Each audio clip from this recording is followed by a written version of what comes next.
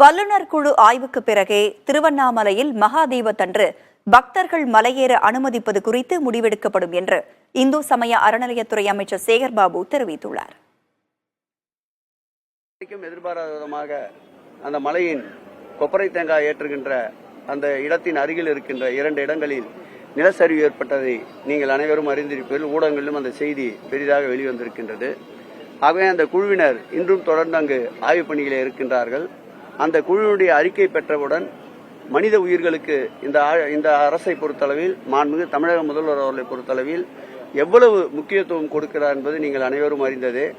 எந்த விதமான விரும்பத்தகாத சம்பவங்கள் நடைபெறாமல் இருக்கின்ற சூழ்நிலையில் அந்த ஜியாலஜி கமிட்டி அறிக்கின்ற அறிக்கையை பொறுத்து அன்றைய சூழ்நிலைக்கு ஏற்றாற்போல் அந்த மலையிலே ஏற்கனவே கடந்த காலங்களில் அனுமதித்து போல் மக்களை அனுமதிப்பதா அல்லது சூழலுக்கு ஏற்றாற்போல் தீப திருவிழாவை சிறப்போடு நடத்த வேண்டும், மக்கள் கண்குளிர அந்த தீப ஒளியை காட்சி தர வேண்டும், அந்த தீப ஒளி தரிசனத்தை மக்கள் முழுமையாக இறை அன்பர்கள் ரசிக்கின்ற வரையில், மகிழ்ச்சி அடைகின்ற வரையில் ஏற்பாடுகள் என்னென்னலாம் சிறப்பாக செய்ய முடியுமோ அது குறித்து மாண்புமிகு தமிழக முதல்வருடைய நல் வழிகாட்டுதலோடு நிச்சயம் சிறப்பு சேர்க்கப்படும்.